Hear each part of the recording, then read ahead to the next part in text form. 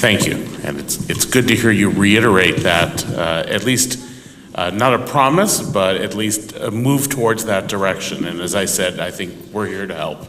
So let me call on, last but certainly not least, Alan Greenberg, who will be talking about market investment and how do we drive this engine. Okay, I'm going to be brief, which is not something I'm very good at, but let's see how that works out. Two quick stories. So, in the world of building technologies, you have founders over here on the left-hand side, and you have developers over here on the right-hand side, and you have a huge gap in between. And founders think they can shout across this void and tell the developers what's in their mind and what they want to build.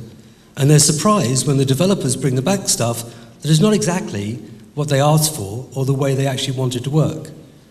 But we keep on doing that. So let me give you the analogy. If you want to build a house, do you go to a builder and ask him to build you a house, or do you go to the architect? The answer is fairly obvious. You go to the architect, he or she will get to know you as an individual, they'll understand your lifestyle, your wife, your children, your budget, where you want to live, and they will design something that is fit for purpose for you.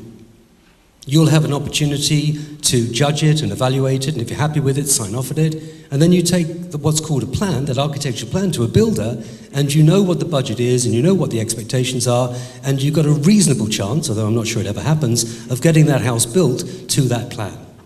So why are we with this void between developers and founders? The second thing to take into account is when you talk to venture capitalists. Now, I know we're in an education format, but if you're looking at investment and talk to VCs, I won't mention the company, but it's fairly typical. A typical VC company in London will get 1,000 propositions a month. 1,000. They will then delegate that to the partners, and each partner will probably have 150 to evaluate. They will then meet at the end of the month and then make a decision to invest in one company. So if you can't articulate your plan, if you can't articulate your proposition succinctly and accurately and efficiently, you're wasting your time and everybody else's time as well. So there's some key components here. The third piece of the equation is you have angel investors. Well, that's even more of a problem, because an angel investor has got limited budget, so what he or she wants to hear from you is, keep it simple, keep it cheap, and I'm going to give you a check and help you achieve that objective. So there's problems all over the place. So from my perspective, and I'm privileged, well, I work with a number of different organizations. I mean, I would point out I have more fun than anybody else in this room, I assure you. More fun than anybody. But what I'm looking for when I talk to people, I'm looking for people with a big vision. I'm looking for something that can change the world. Now, obviously, not everyone's going to change the world, but I want ambition and aspiration. And then I want it structured in such a way that there's a methodology to go from point 1 to point 10 to point 20 and onwards. So don't come to me with an app with 30,000 users, because that's no interest to me whatsoever. What I want is I want a vision of how one can disrupt and change and make things better in the education and healthcare space. That's what motivates me, and come with a plan and a structure. And every business needs to go through that evolution. In money terms, taking a business from 0 revenue to 2 million revenue is normally the first stage. At 2 million revenue, you should have enough money in the bank to pay some bills, keep the lights on, employ a few people, and maybe even make a profit, maybe. But once you got to 2 million, then you look at that company again, and you might have to lose a few people, gain some new people with experience, and grow that business even further. And taking that business from 2 million to 20 million is the next stage, and then from 20 million onwards. But why? We must be professional. I mean, whether you're building it in a university, in a school, if you're an individual app developer, come with ambition, come with aspiration, and come with a plan. And articulate it really well. Do your homework. I want to know competitor analysis. I want to know what's going on in the world. The other thing I want to know is that, again, whether this applies to the United Kingdom or applies to Poland, I mean, building a technology for the UK is a complete waste of time. There's 24,000 schools in the United Kingdom. There's more schools in Poland, as I understand, here. So why build it for 24,000 schools? Build it for the world, but build it in the UK or build it in Poland for the world. So have a deep ambition. So that gives you a little bit of a flavour of the sort of things that we all need to think about. Now, the next challenge is that You can't sell technology to schools. You can't. It's a complete waste of time, okay? If you've got something, you go and knock on the door, nobody understands what you're talking about, and there's no way you can actually make it happen. Complete mitigating disaster. What you can do is solve a problem. So you need to listen. You need to find out what is your challenge. And it's amazing how often the challenges are consistent. Again, if we had more time, I could tell you some stories from Apple and otherwise. But listen to the stories from the head teacher, from the vice chancellor, from the department head. Listen to the challenges. I personally believe that teacher training sits front and center of everything. If you can empower teachers, you can make stuff happen. And frankly, that's the beginning of the center of the world. Everything else gravitates from that. But the whole point is, it's solutions-based. And then if you can solve someone's problem, the peer-to-peer review, and that came up as well, the opportunity for one teacher to tell another teacher, actually this is really good stuff, it's really helpful. Forget marketing. Marketing's nonsense, that's how to waste money. Forget Google AdWords, complete waste of money. I mean, not a waste of money, well, yeah, it is a waste of money. But the point is, a teacher telling another teacher in another school, this is really good stuff, is worth more money than anything you will pay that individual. So the community is critical, the social interactions are critical. I mean, frankly, I could go on quite a bit on this subject, but hopefully you get a flavor of how to look at the opportunity. I would finish on the basis, or just the last comment I would make is that I honestly believe that education is a business, with a profit and loss, with a return on investment. And I don't care whether you're a not-for-profit, whether you're a charity, special needs, whatever you're doing, look at it as a business. Be professional. Come with a business plan. Come with the information that an analyst wants to see. And come with a strategy. And the final point is that I don't invest in technology, I invest in people. This is all about people. It will always be about people. It will never be about anything else. Technology I can fix. People, slightly more difficult. Thank you very much.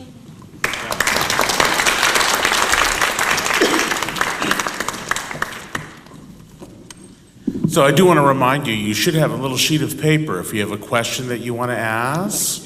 I see you have a sheet of paper. Do you have a question? I have a statement rather than a question. You have a statement? A little comment rather than a question. Is that okay? Yes, go ahead. I'll make sure I read that. So again, any of you, if you have a question, please do write that down, and we'll try to get to that.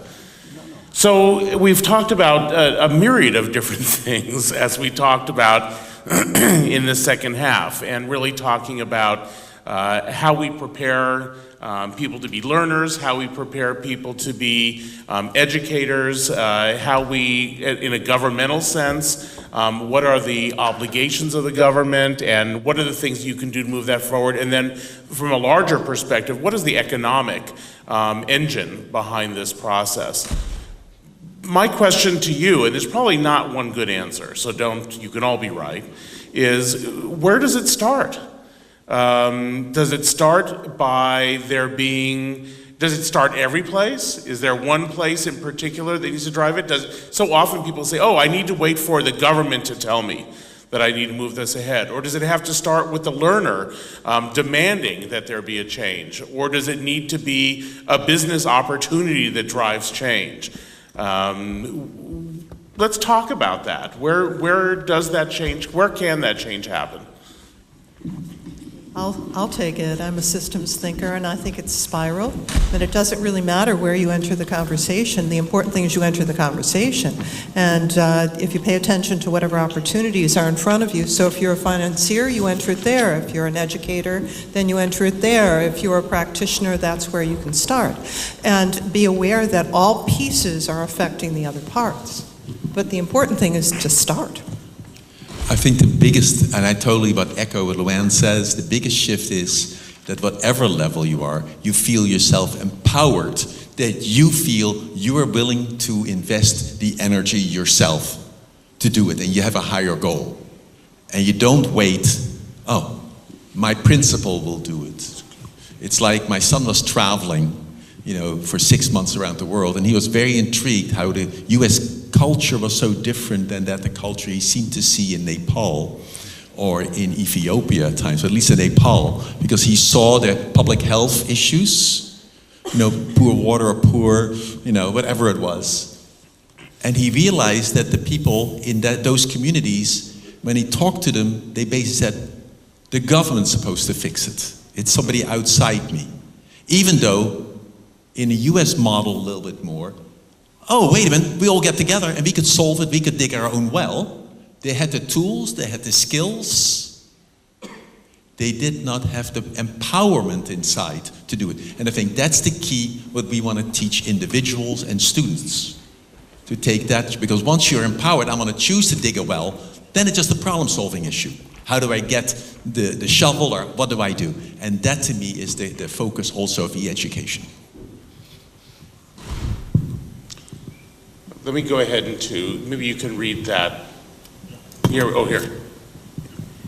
I think it's a question for you. There is a question from the audience, says that it's been predicted that the children born after 2007 will be, in average, live over 100 years.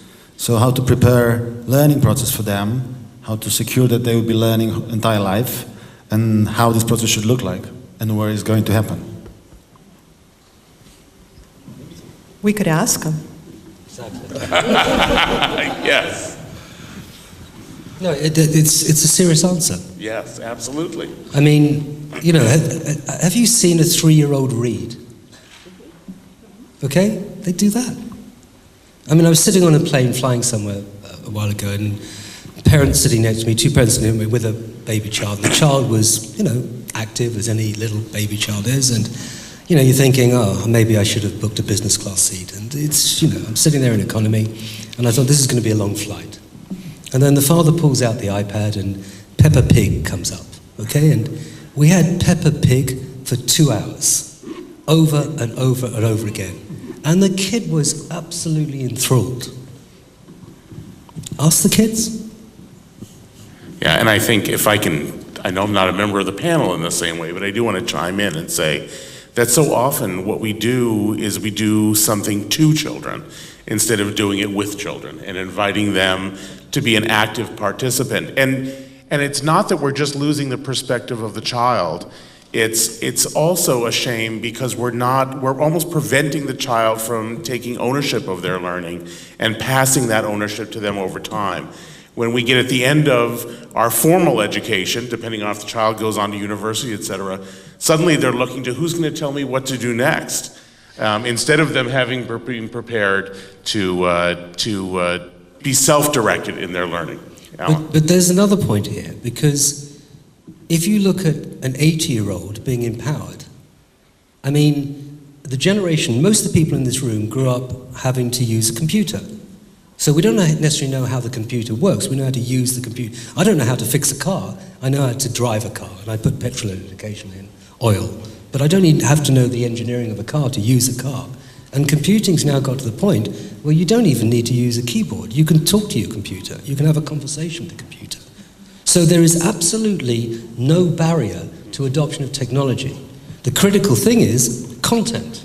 In other words, how can I inspire this young person to learn? How can I give this 80-year-old person the news feeds and the relevance they want in their lives? How can I help engagement? It's all about content, which is why, going back to the conversation with Artur a little earlier, there has to be diversity, both in audience, in content, in technology, and innovation, and you will be surprised. I'm surprised every single day. Every day I'm surprised. I mean, apart from getting up in the morning, having to look at my phone and work out who the hell I am on a daily basis, but I'm continually surprised by innovation. I have people walk into my office and come and talk to me, and I'm continually surprised. And across a whole section, which is why I have a lot of fun.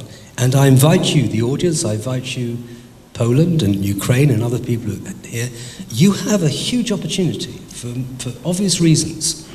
You have one of the most intelligent and digitally native and savvy communities in the world. I'm not just talking about Poland alone, but Ukraine, all the surrounding countries. Respectfully, you are, and I might get myself into a lot of trouble here, so I'm going to apologize in advance. You are an emerging environment. Is that a reasonable thing to say? Rather than fixed in conservative ideals and conservative structure. So if you want to improvise, if you want to break the rules, if you want to do something exciting, you come to London. I mean, you talk about problems, come to my city. That's much more difficult to actually disrupt. No, but I want to just point out what you just said. So you said the most important thing was content, but you didn't. You said the most important thing was empowerment. Oh, absolutely. And that starts much earlier than 18. It starts when they're in kindergarten. Totally. And I do have to add a story. I have a mother recently widowed who has macular degeneration, was having problems getting access to content and information, so much so that she was unable to read the clock in her room. And they had numbers that big. So I thought anything short of getting a scoreboard and putting it up, she wasn't going to be able to get it. So we got her an Amazon Echo. And now she asks it what time it is. But then she also asks it, what's the weather? She also asks it, when is the opera playing? She also asks it, and she asks it, and she asks it. And learning doesn't stop. I think sometimes the points of accessibility can be problematic at all different age ranges. So I think, again, the innovation is just absolutely amazing.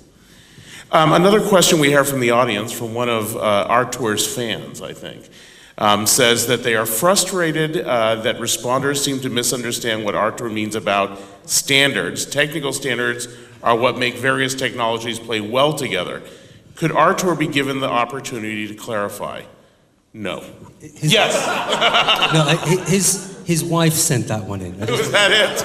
Yes. Wife is not one of my fans, definitely. Well, thank you very much, someone who gave this question. Obviously, I'm admiring innovation, diversity, and everything which might inspire young people. But I hate to be inspired by Apple by installing a new operating system when the swipe, the gestures, and open the phone has been removed. This is not the challenge I like. So I don't think that the teachers will like challenges like inventing interface every single lesson to access the innovative content. This is what I meant. So I think that every single teacher dream about the place when he or she can go, put a relevant search, and get a quality, innovative content that challenge and surprise and stimulate him or her and the children. But this is the dream. No, I'm not asking for a boring and dull environment, which is equally boring across all the subjects. That's not my point, obviously. Okay, so can we... Thank you again, someone from the audience. Can we meet in the middle again? I would argue this. Platform agnostic, not one technology, but empowered across everything. Agreed. And I want more interest in user interface. I want it to be seamless, intuitive to a level that you don't even think about, you just use it. I won't argue with that. I fully agree. We've come to consensus. I said that wasn't the goal. What a boring situation. Yeah, what a boring situation. Another question, and whoever asked this may want to clarify. Why do some teachers only want assessments answered? In other words, just, I think, assessments where students provide answers. And why not possibly give, good ideas included in the assessment and really engaging learners almost more as a performance assessment of some sort that's really a little bit more meaningful. Yeah, Luann. All right, from the perspective of somebody who handles curriculum, it has to do with quantitative versus qualitative data. So quantitative assessments are a lot faster. If you've got 10 people, 8 people in a seminar and you want to engage them, yeah, the written word will take you a lot deeper. But if you've got 35 or 45 assessments that you're doing every week, as the teacher, you've got to sleep at some point. So you can, in Canvas, we can program in a quiz and it'll just grade itself. Want to add anything? Any other thoughts? I would totally, to me, at a college level, that's totally clear. It's like for a small seminar, I can go through the research papers or have somebody else, whatever. I can do tons of comments for a class of 150. I still give essays, damn. But now I have readers who do that. But otherwise, I would just easily do quantification. It's just purely, as a colleague of mine says, it's time or money. 3 examples. Academia, which is built by an Oxford graduate and is a Silicon Valley technology. Mendeley, which was sold to Elsevier, is another example of this as a platform. And there's a new one which I'm cultivating at the moment. If you look at Sparrow, SPARRO, again, these are platforms that help engage, at an academic level and at a serious level, So there's whole sorts of opportunities. I mentioned Degreed a little earlier today in a car. Degreed is a Silicon Valley personal assessment platform that understands your learning and gives you capability. I mean, there's never been a more exciting time, and there's huge innovation going on a global basis. I'd like to give an answer as well, and that is that I question the value of the formal assessment from the very get-go in terms of providing something that just simply has answers. And that we gather information on a daily basis about what students are learning, how they're learning, and particularly if we ask them and we involve them as part of that process. I think that by giving performance tasks where students, you can observe them using the knowledge and gather different kinds of information, I don't think we have to give the tests that we've given in the past. And by the way, when I was teaching, I would give the tests, but the students wrote the tests, and the students took the tests, and they graded the tests. And I can guarantee you, they learned more by doing that than if I had created and scored tests myself. Hand that responsibility and ownership of the learning over to the learner and manage that process. It's not about technology, although the technology can make that happen and certainly help enhance that. Alan? You know, I've picked 3 arguments today. I'm now going to go for my 4th. Oh, good. I completely disagree with you. Okay. So education has been this way for 600 years. It's not going to change anytime soon. You don't need to change education. What you need to do is enhance it, to extend it beyond the classroom, to motivate people for engagement. My point is, it's difficult enough running a school. It's difficult enough running Department of Education and being innovative. You don't need to change education. What you need to do is to improve teachers in the classroom. You need to empower them and engage them so they can teach smarter, more efficiently, they're more in tune with technology, and you need to be able to take that technology out of the classroom. I mean, I would argue very simply, where do you learn? Do you learn in the classroom? I would argue probably not. Right. I think you learn outside the classroom. So how do you take that 45 minutes with an inspiring teacher that's motivated you to understand what's possible and learn? So there's an extension here. But I categorically, and I talk about this a lot when I'm allowed to, don't change education. Improve it and make it more efficient, but don't change it. I agree, because I think the last 150 years have been an aberration in how we educate. So the last 150 years is when we've put children in classrooms and set them in rows and given them assessments of that sort. I say we go back to how we used to have children learn, and that is through apprenticeship, through actually doing and using knowledge, and building new knowledge for themselves, and that the assessment is an inherent part of the learning process. You see, I'm not old enough to remember 150 years ago, but obviously You look very good for it. I defer to your wisdom. Do we have any other questions from the audience? Do we have any other issues that the panel wants to bring up? Yes? No. Just go ahead and, yes. Thank you so much, Rafał. Thank you. Well, just a short remark. I was fortunate enough to go through Polish and American teacher education. So, some conclusions here. One thing that was missing in the Polish teacher training was something there was so much of in the American program was differentiation. Exactly the fact that each student should be approached individually and learns individually. Another thing that was fundamentally different was that my American teacher education was actually done online. So I was actually learning these tools myself. I was familiarizing myself with them, so I'm not intimidated by that.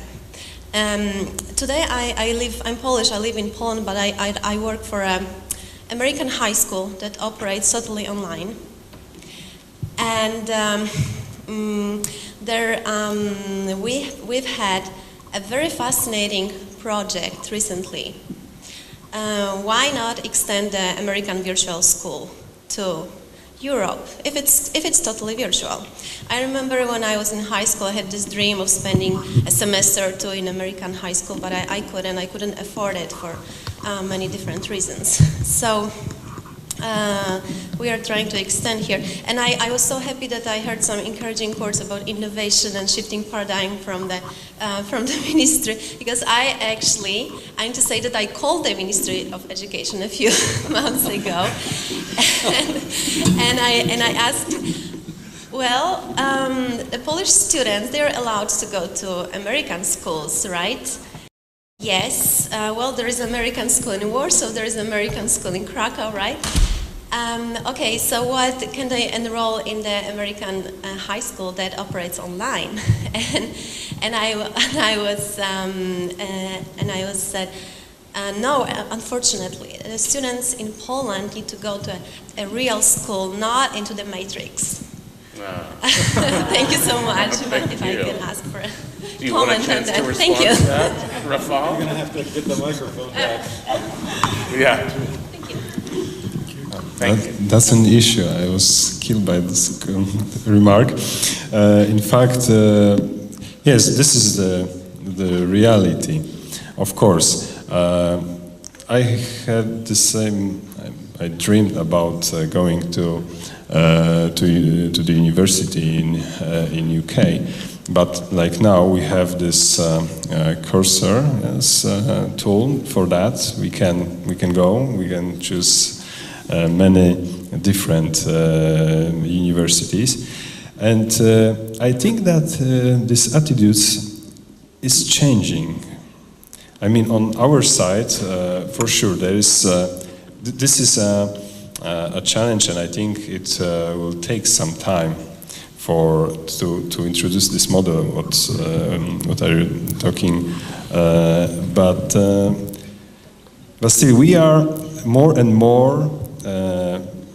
Maybe not with United States yet, but among the Europe, we are more and more integrated country with the Europe. So I think that in terms of education, it will go the same way. And we have some tool for especially Polish communities abroad. And they can learn online, online, and only what they have to pass is an exam after all. But still they can do it. So maybe, okay, I will note that, and and we will see next year. I will come maybe earlier. We didn't have the opportunity to talk. It was not me to answer your phone on the ministry, but still, unfortunately. But yes. But I think that this is something which is at least very interesting. I think that we should somehow allow students to go that way, what you are mentioning. I don't even know how far we are from that model, but even for the online courses for teachers, there's a lots of people that are not support this idea to go online, even half, yes, and with students, it will be even worse to convince someone that this is a good idea, regarding especially high school.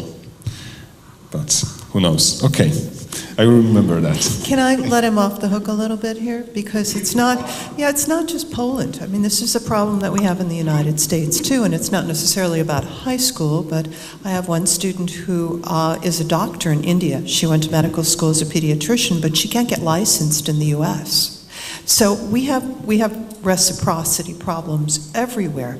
How does that change? Well, it does change. I've seen that in healthcare. In a decade, you can change things around. I've seen that in public opinion.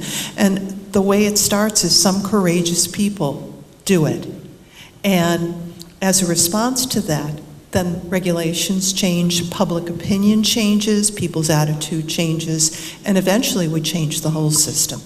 But in fact, if we can learn our children at home, it's still allowed in Poland, yes, not send them to school at all, then why not to go online? Yes, when at the end you get the diploma of some high school. This is an interesting idea. I mean, that's why I thought that it's something that we should consider really. We're going to make sure this happens. Can I add one more thing? One more, and then we're going to go to Maya. I want to. I was just going to quickly add one more thing. If you do end up doing an online program, we have research on this, so even our program is evidence-based. And there are two things that contribute to the successful experience of any learner, child or adult. One is to have some face-to-face contact at some point. And it does not have to be that long. And it almost harkens back to what Eric was talking about this morning about mirror neurons, that once you've had that experience, when you see other people having that experience, your whole neurological system triggers. And it's as if you're experiencing that all over again.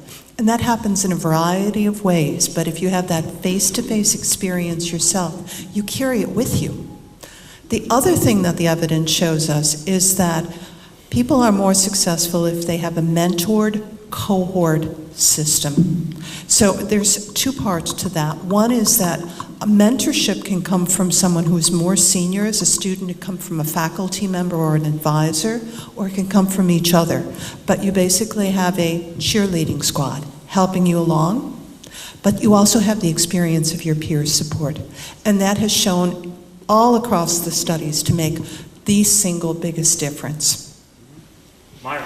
I wanted to ask, it's kind of a question, but I actually want to have Michael respond to it, because when we came up with the name of eLearning Journeys, you had mentioned just now, because this is close to the end and people have actually made it through the day. If e-learning or learning in general is a journey, and the last 150 years have been an aberration, what was before? I think it was a story. Because if you go on a journey, the best way to communicate that journey is a story. And from that story, people learn. I remember stories far better than I remember 98% of anything that was taught to me in school. Regardless of the evidence or the data, I remember everything, every story that Garrison Keillor ever told me on the radio. I do, by heart, memory-wise. There are a few things I remember from school, but not so much. I wanted you actually to speak maybe to the importance of the teacher, not just in K through 12, but across the board, in every area, communicating that story and that meaning so that the data that we all study as academics is actually relevant. Can I jump in just before you do? Yeah, go ahead. I quoted Joan Didion, we tell ourselves stories in order to live. She's absolutely right. You can flip that around. We live to tell ourselves stories. So that's all this is. It's a story. Back to the Matrix. I mean, I was a little glib when I simply said it was the last 150 years and then we go back. I was simplifying. But to some extent, the role of the teacher, the mentor, was really to provide guidance. And I'm a rabid constructivist in terms of having people construct their own understanding through that process. And what we see in the educational system over the last 150 years is a need to fill people with knowledge. And a very different kind of approach because of the amount of information and preparing people for jobs of certain sorts. But I think we're coming out the other side of that. And that we're at a place where we have an infrastructure and technologies that allow us to, instead of deal with the classroom as the unit of learning, look at the individual learner as the unit of learning. And we can really address the needs of every learner and allow a child to express their areas of interests and needs. And therefore, not unlike the apprenticeship model, the apprentice is turning to a mentor to help guide their learning process and going through a process of replication and doing so in the context that's of interest to them. And it doesn't mean that they're not accountable for a larger set of things that need to address, but they do so in a different context, and that context doesn't have to be one of a classroom of students, but instead be about them working with peers, with an apprentice who's helping drive that piece with them. And I think it's just a much more exciting model, and it really validates who the learner is and prepares them for taking ownership of their learning once they've left our official learning institutions. And to me, that's exciting. Does anybody want to comment on that? Okay. I think we're set, and I got in the last word, which was not my intention. So, thank you. I want to thank our panelists. We have just a wonderful group of panelists here. Thank you so much.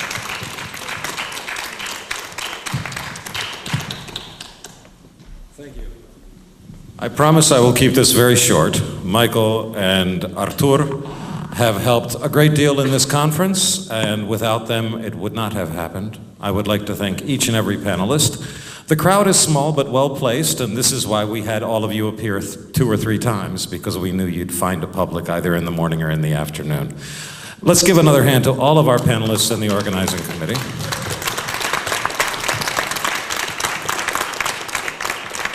One more thing, well, a couple more things, just as points of order. Number one, video of much of this conference will be available as soon as I can torture the videographer into doing the edits. I would prefer to have it tomorrow morning, but I don't want to kill anybody.